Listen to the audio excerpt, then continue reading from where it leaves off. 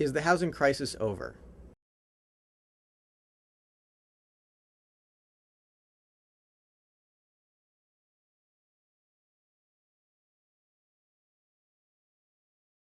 The crisis is far from over.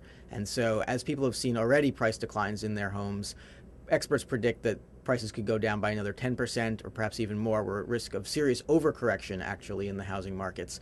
Unless we find ways to help borrowers at risk of foreclosure refinance, those homes are going to go onto the market as foreclosures and further depress local house prices. So this is unfortunately far from over. What does the congressional legislation do, and will it help? So what the congressional legislation does is it creates a way for lenders to help their borrowers refinance into FHA loans, which are fixed interest rate loans at a sustainable level.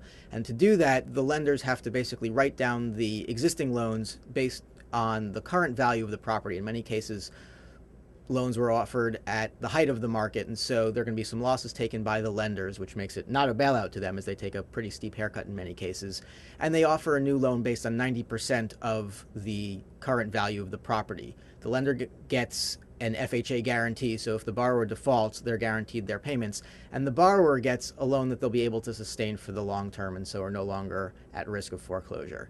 And so what that does is it reduces pressure on local house prices, because properties falling into foreclosure depress local values. And so by getting folks into loans they can sustain, you also help the neighbors of those folks as well. What's left to be done?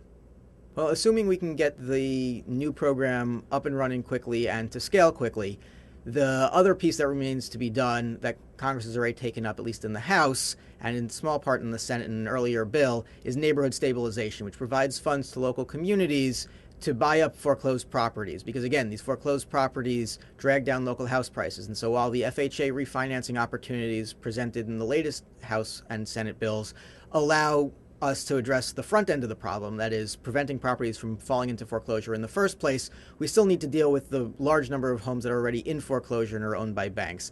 It's estimated that in Southern California, about 40% of all current home sales are sales of properties that banks have taken in foreclosure. And so if we can get local housing markets up and running again by stabilizing neighborhoods, buying up the bank-owned properties in bulk, getting them out of the inventory, then local housing markets can begin to work properly and well again.